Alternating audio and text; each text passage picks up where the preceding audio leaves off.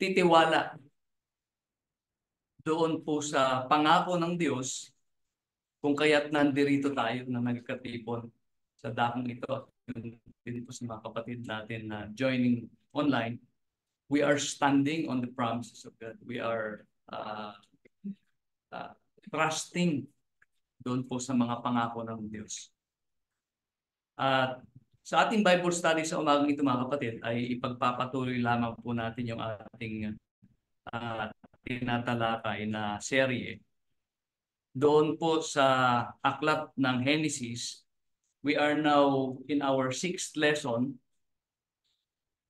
in the book of Genesis, and we are still pang-anim na lesson na. Nandun pa rin po tayo sa chapter 4 mga kapatid. So, uh,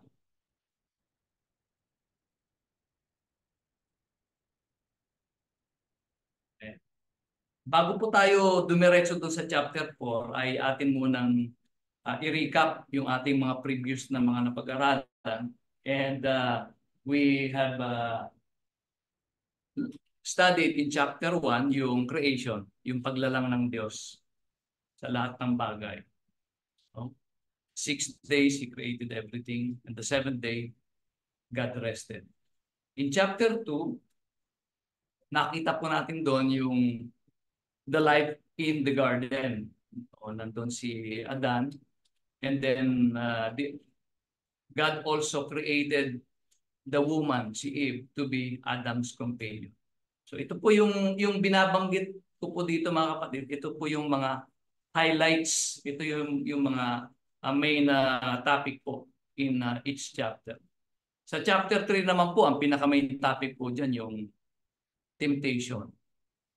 The temptation in the garden and the resulting fall of man, yung pagka nung pinalaya sila sa hardin dahil po sa kanilang mga kasalanan. And then in chapter 4, which is ito po yung pag-aaralan natin ngayon. Yan.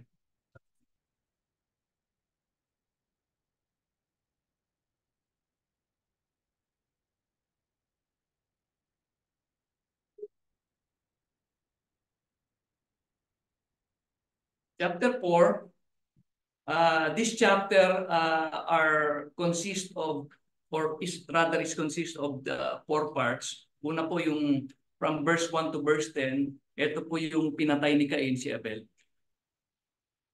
Yung verse 11 to 16, ito naman po yung sumpa kay Cain.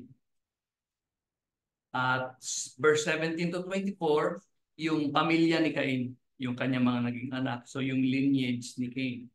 And then the last 2 verses talks about Seth being born, yung pangatlong anak ni Adan at saka ni Eva. So ito po ang pagtutuunan natin sa ating Bible study sa umagang ito. Yun pong part na pinatay ni Cain si Abel. Ito po yung first account of murder in the entire Bible. At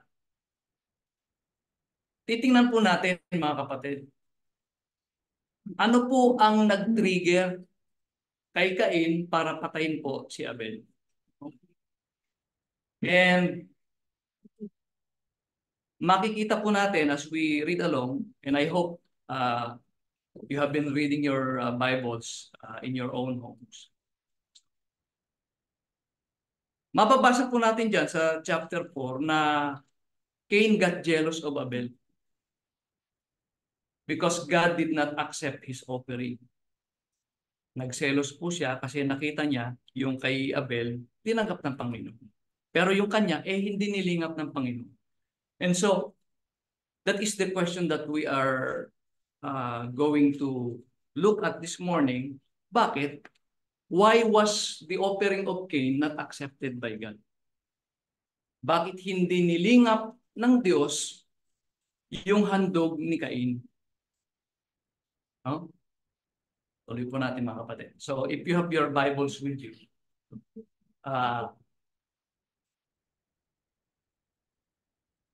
please open with me to Genesis chapter 4. Sabi po dito, verse 1 and verse 2, at nakilala ng lalaki si Eva na kanyang asawa. And Adam knew Eve his wife. Ito po sa malalimang pag-aaral, ang Hebrew word po niyan, yung knew, ito po, yada. Ang ibig po sabihin niyan ay hindi lamang yung alam kita na ang pangalan mo Nahom. Hindi po ganon. Kundi ito po ay isang malalim na pagkakilala, yung very intimate na pagkakilala. Ito ay merong intimate relationship.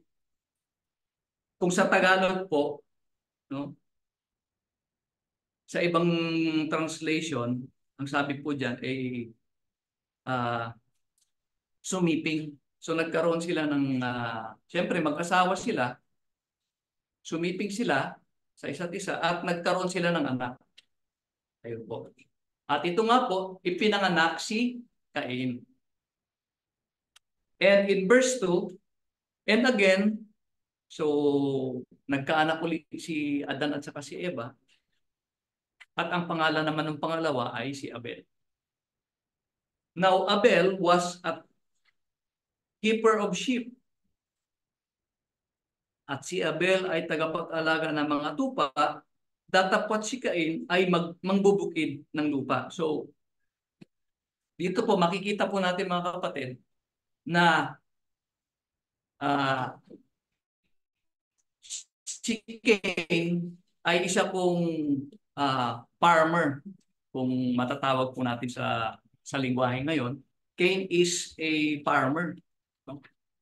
At ito naman po si Abel ay shepherd, keeper of sheep. So, if we can relate that to our own day, they have different profession. Magkaiba po yung kanilang trabaho. At kasi po, merong mga ibang interpretasyon na nagsasabi, hindi niya tinanggap ng Panginoon yung hain ni Cain dahil hindi ito hayop na handog. Kasi sabi nila, sa Old Testament daw, yung bansang Israel kapag naghahain sa Panginoon, hayop na susunugin, yung mga animal sacrifice. Kaya hindi tinanggap yung kay Cain because it is not an animal sacrifice. Ngayon, kung totoo po yung mga kapatid, disadvantage na si Cain. Bakit? Hindi naman yun yung kanyang trabaho . Advantage na si Abel. So kung totoo po, nanilingap ng Panginoon yung handog ni Abel dahil ito ay animal sacrifice, ibig sabihin po, may favoritism ang Panginoon. Diba? Diba, Sister Jill? Pero sinasabi po sa Romans chapter 2, verse 11, that God does not show favoritism. God does not show partiality. And God is a righteous God. Hindi naman siya tumitingin sa sa katayuan ng isang tao. In 2 Samuel nga, sabi doon, God looks on the heart. Ang Diyos ay tumitingin sa puso, hindi sa katayuan o kakayahan ng tao. Kaya pati po sa pagbibigay, alam po ng Panginoon ang kakayahan ng tao. So ituloy po natin mga kapatid. No? So, let's continue with verse 3. Yan. Sa verse 3 po, sabi po, in the course of time, at nangyari nang lumakat ang panahon, ay nagdala si Cain ng isang handog na mga bunga ng lupa sa Panginoon. So, please take note of this word, yung in the course of time. Sa ibang translation po, ang sabi po dyan, at the appointed time. I believe, mga kapatid, ito po ay isang pagtukoy sa takdang oras kung saan sila po ay maghahandog. Ito po yung takdang oras kung saan sila po ay magsasamba sa Diyos.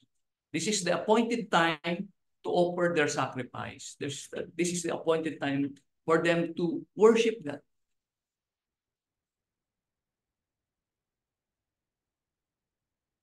So, dito po makikita natin na this may be, no?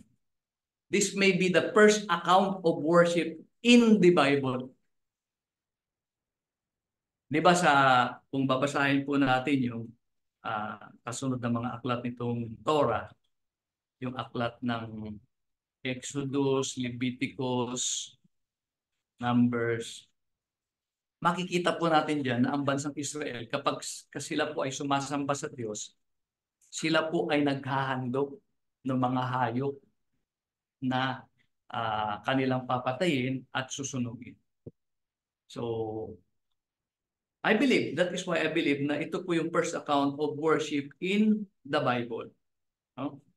Sa atin po sa New Testament, hindi na po tayo nagsusunog o nagpapatay ng mga tupa para ihain sa Panginoon bilang pagsamba po natin. Tama po ba, mga kapatid? Sabi sa Romans chapter 12 verse 1, instead, we are to offer ourselves as living sacrifice. Yung ating sacrifice po, hindi na po yung mga hayop na susunugin, kundi ang sacrifice po natin, yung ating sarili. Yung ating sarili po ang pinaka-sacrifice, pinakahandog sa Diyos.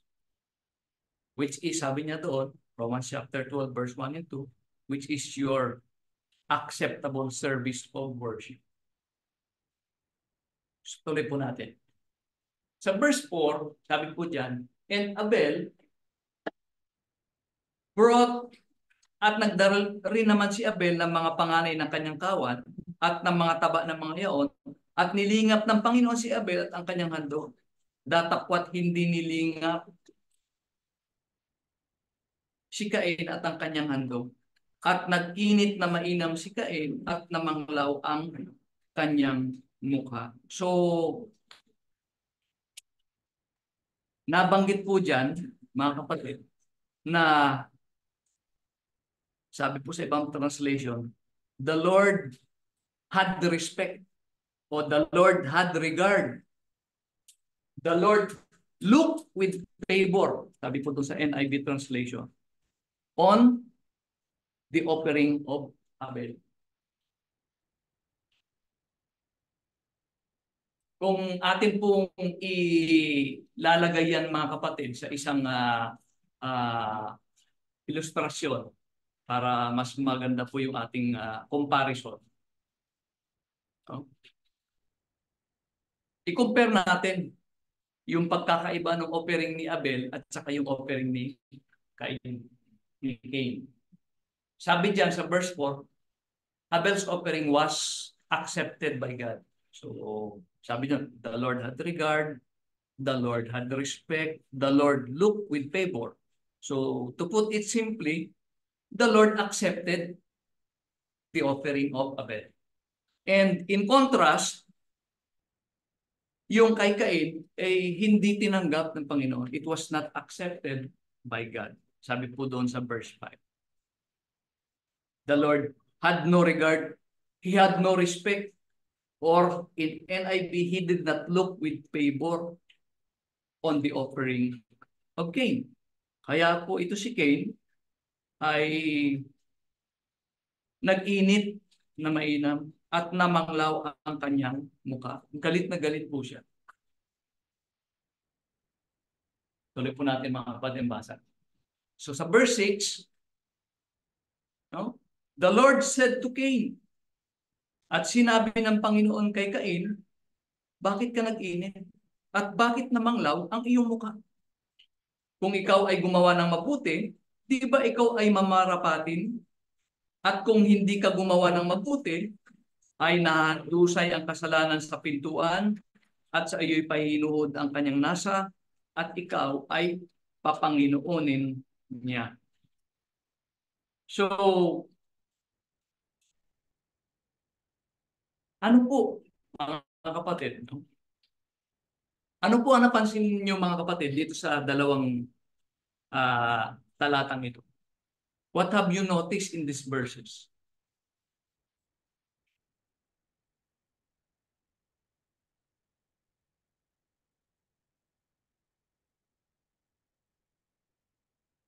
Hindi ba nakipag-usap ang Panginoon kay Cain? Diba? The Lord said to Cain. God talked to Cain. Nakipag-usap ang Panginoon kay Cain. Ibig sabihin po, ang Diyos hindi padalos-dalos kung kung mag-desisyon o magpataw ng parusa. And God cares. Bakit po? Kinausap niya si Cain eh. Ano sabi niya kay Cain? Bakit ka nag-iinit? Diba? Bakit ka galit? Oh, kung ginawa mo yung mabuti, hindi ba dapat mamarapatin ka? Sabi ng Panginoon sa kanya. So, God cares about the feelings of Cain. Kaya nga nakipag-usap sa kanya ang Panginoon eh. Ganun po ang Diyos. He cares about our feelings. And so when we talk with God in prayer, naiintindihan ng Panginoon kung ano po yung ating yung ating nararamdaman. So, ngayon, mga kapatid, no? Tingnan po natin ulit, balikan po natin ulit yung ating yung ating diagram, kumbaga. Diyan po, sa ating mga nabasang talata, ang binabanggit lamang po diyan ay nilingap ng Panginoon yung kay Abel, yung kay Cain hindi po niya nilingap. Kumbaga parang the chapter doesn't give us much of a detail para masagot po yung ating katanungan na bakit? Bakit hindi nilingap ng Panginoon yung handog ni Cain? Bakit nilingap niya yung kay Abel? Hindi po ba? Hindi niyo po ba napansin yan, mga kapatid? Nasa mga talatang ating pinasa, from verse 1 hanggang verse 7, wala pong binabanggit. Buti na lamang po, binigyan tayo ng explanation sa New Testament. Sa Hebrews chapter 11 verse 4, ganito po ang sinasabi. By faith, Abel offered unto God a more excellent sacrifice than Cain. Yun po ang explanation, mga kapatid. Yun po ang kasagutan. Sa pananampalataya, si Abel ay naghandog sa Diyos ng lalong mabuting hain kaysa kay Cain. So, Abel's offering was accepted by God because it was offered in faith. Ito po ay inihandog ng may pananampalataya. At by inference, Cain's offering is not by faith. Bakit? Hindi tinanggap ng Panginoon.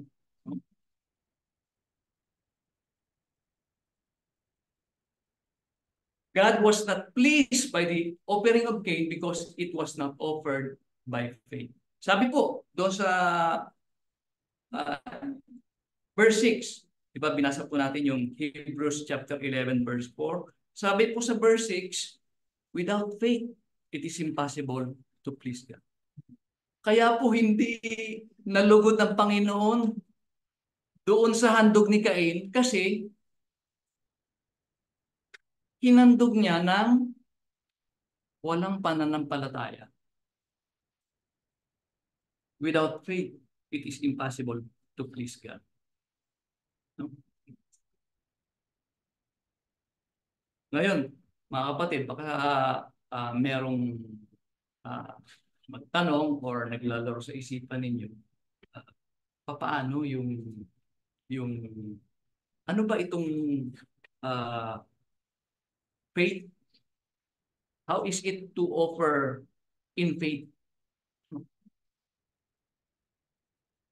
O what does it mean that Abel offered by faith? So, siguro mas maganda i-define muna natin kung ano yung faith. Ano pong ibig sabihin ng faith? Anybody? Mga kapatid. Ano po ang definition ng faith? Full trust. Full trust. Surrender. Yes. Ang ganda po nung sagot ni Brother Nelson. Full trust or full surrender. Ito po yung binigay na definition sa Hebrews chapter 11. No? Akma doon sa sinabi ni Brother Nelson na full trust. Faith is trust or full trust demonstrated by obedience. Kung babasahin po natin yung Hebrews chapter 11, mga kapatid, on and on, these people of God, sinasabi po diyan, by faith, followed by yung kanilang obedience. Pinakauna nga po diyan si Abel Sa verse 4, sa pananampalataya, si Abel ay naghandog. He obeyed. Naghandog siya. Sa verse 7, by faith Noah built an ark. Verse 8, by faith Abraham obeyed and went to that place na sinusugo siya ng Diyos doon sa lugar na hindi niya alam. Nagtiwala lang siya sa Panginoon at sumunod. Verse 17, by faith Abraham, he offered his son Isaac. By faith Moses, he left Egypt, he kept the Passover, and so on. So if you read this Hebrews chapter 11, ito ay kung tawagin ay the heroes of faith. Makikita po natin dyan that their faith is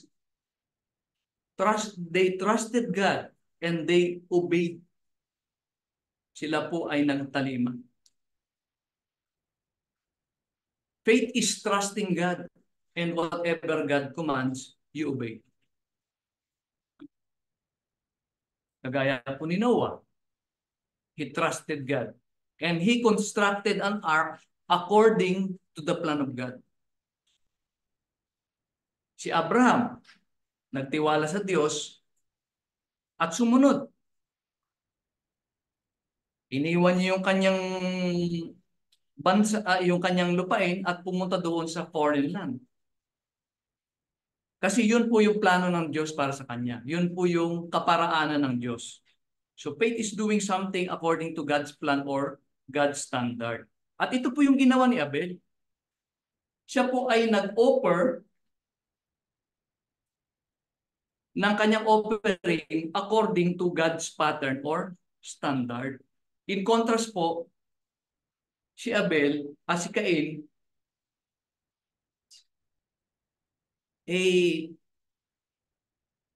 we can infer na yung offering po niya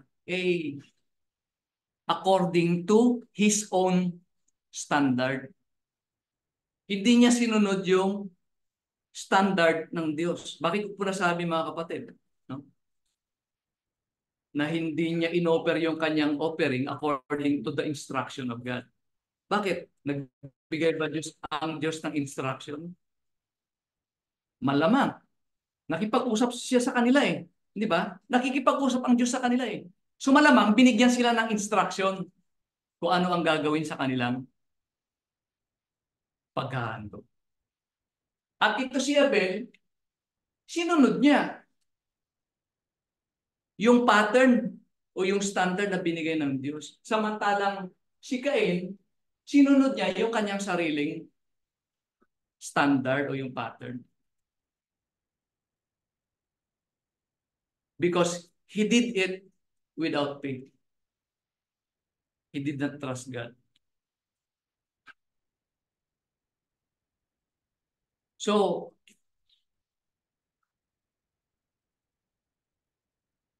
Cain obeyed his own self, mga kapatid. Cain did what was right in his own eyes. Ginawa niya kung ano yung tama sa kanyang paningin. Eh, sabi po doon sa Proverbs 14:12, kung nailagay dyan sa aking slide, pero babasahin ko na lamang po sa inyo mga kapatid. Sabi doon sa Proverbs 14:12, may daan na tila matuwid sa isang tao, ngunit ang dulo niyon ay mga daan ng kapatay. There is a way which seems right to a man, but the end thereof are the ways of death. Just like Cain, he did what was right in his own eyes. Sinunod niya yung sa tingin niyang tama. Hindi niya sinunod yung binigay ng Diyos na kaparaanan. Alam po ninyo mga kapatid, marami po that is very prevalent in our age and time today. Na ang tao, hindi lamang sa pagsamba, yung sa pagsamba kasi ang madalas natin makita eh. Sa pagsamba, ang ginagawa nila, yung sa tingin nila ay tama. No? Meron dyan may mga banda-banda. Eh, hindi naman yun ang kagustuhan ng Panginoon eh. Oo. Gumagamit ng mga instrumentong panugtog. Kasi maganda sa kanilang pakiramdam. Yun po ay kaparaan na sa tingin nila sa kanilang sarili ay tama. Kaya sabi dito sa ating binasa, there is a way which seems right to a man. Even though sa tingin mo tama yan, kung yan ay hindi ayon sa kaparaanan ng Diyos, mali po yan. Ang punot dulo niyan mga kapatid, o yung end result niyan ay kamatayan. And kung titingnan natin yung sabi ng Panginoon diyan kay Cain sa Genesis chapter 4 verse 7. Sabi ng Panginoon, kung ikaw ay gumawa ng mabuti, if you do what is right, will you not be accepted?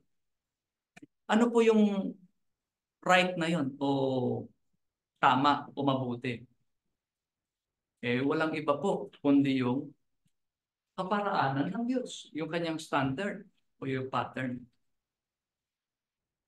So, kung titingnan po natin mga kapatid, yung contrast nung offering ni Abel at saka ni Cain, bakit nilingap ng Diyos yung kay Abel, yung kay Cain ay hindi? Ito po ay yung kay Cain, it was offered in faith because he followed the ways of God, in contrast kay Cain na hindi sinunod yung kaparaanan ng Diyos. At that is why hindi niya inoffer yung kanyang handog sa pamamagitan ng pananampalataya.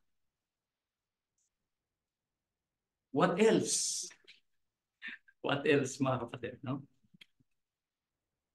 Alam po ninyo mga kapatid, sometimes yung kasagutan sa mga tanong sa Biblia ay naandun mo lamang makikita sa konteksto. So kung babalikan po natin yung verse 3 and verse 4 nitong ating pinag-aaralan ng Genesis chapter 2.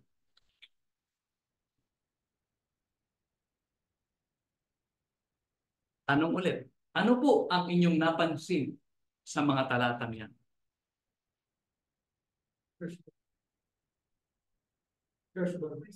Firstborn.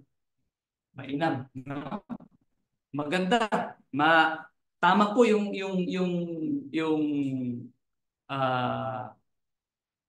obserbasyon o yung nakita ni Brother Nordic. So, ang pagkakaiba mga kapatid, nung hain ni Abel at saka ni Cain, yung kay Abel,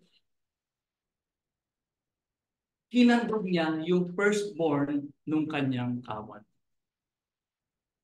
And Cain brought or naghandog siya ng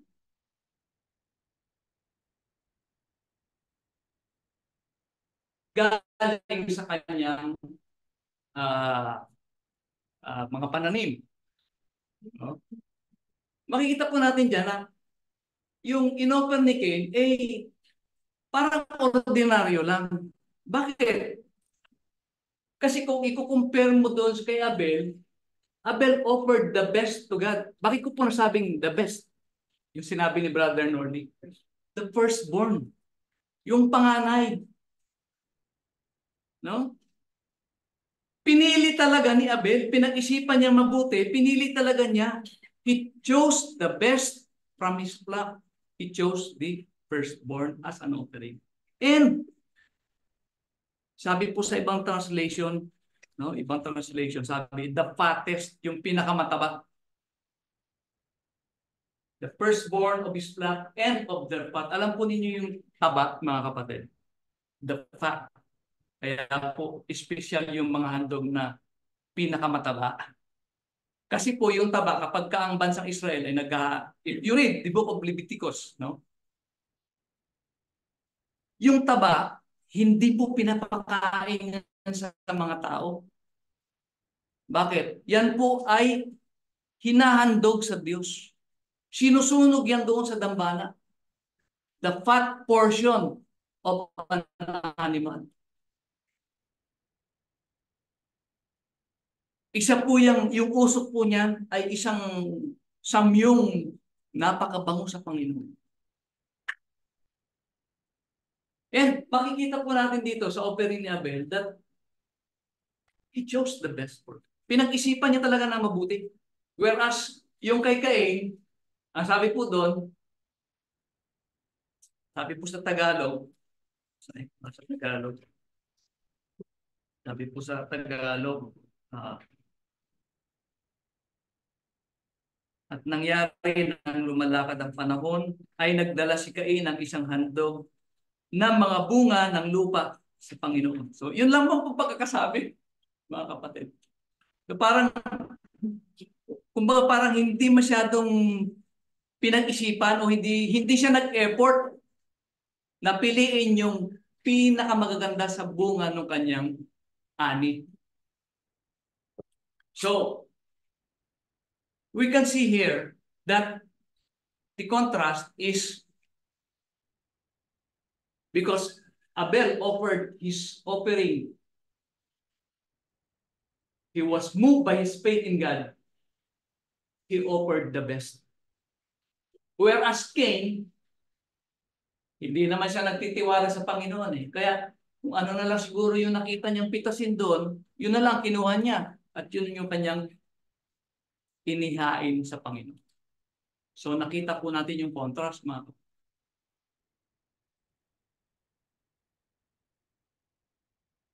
Kaya huwag po natin gayahin yung ginawa ni Cain. Instead, ang gayahin po natin ay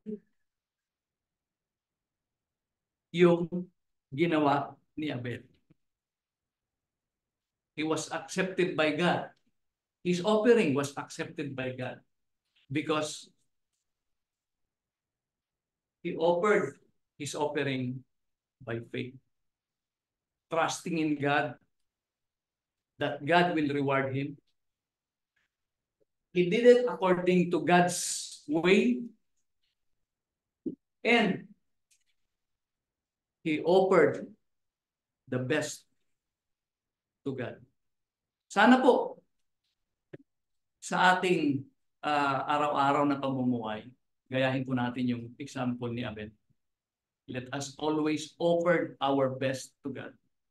Hindi lamang po sa araw ng linggo, yung ating pagsamba, na hinahandog natin yung ating sarili bilang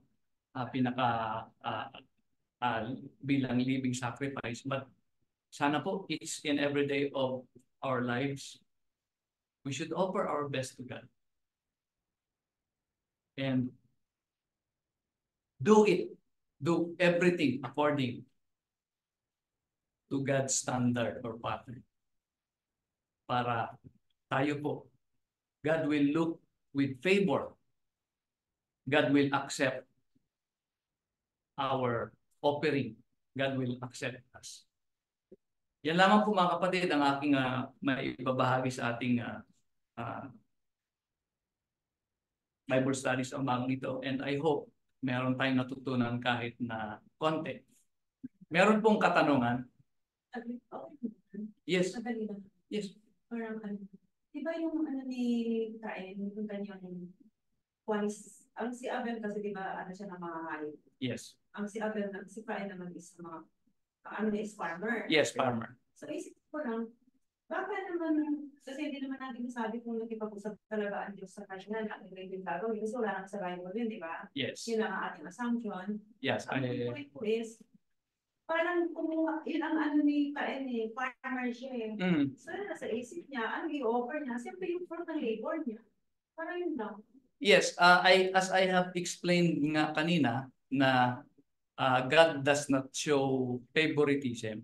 So ibig sabihin, hindi tumitingin ang Diyos kung ang offer mo ay hayop na susunugin or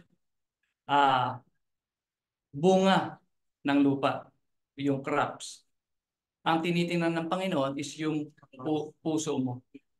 So, yung nakita ng Diyos na yung pag-offer ni Cain, it is not by faith. Para maligamgam? Ha? Para maligamgam yung faith niya? O parang gina-apply ko lang sa panahon ng tao yun. So yung faith niya is parang hindi ganun ka-intense. Parang ganun, right? Pwede. Because hindi naman niya pinag-isipan na mabuti yung kanyang no? Yung kanyang handog. At ang sabi doon sa Hebrew 11 verse 4 na yung offering ni Abel is a more excellent sacrifice because he offered it by faith. So we can infer na yung offering ni Cain is not by faith. Parang paano na lang. Parang napilitan Kumbaga parang ano lang kung sa Ilocano pa yung tumpal building sa amin. Yung bang sumusunod ka lang pero parang kinukumply mo lang pero yung puso mo wala doon sa ginagawa.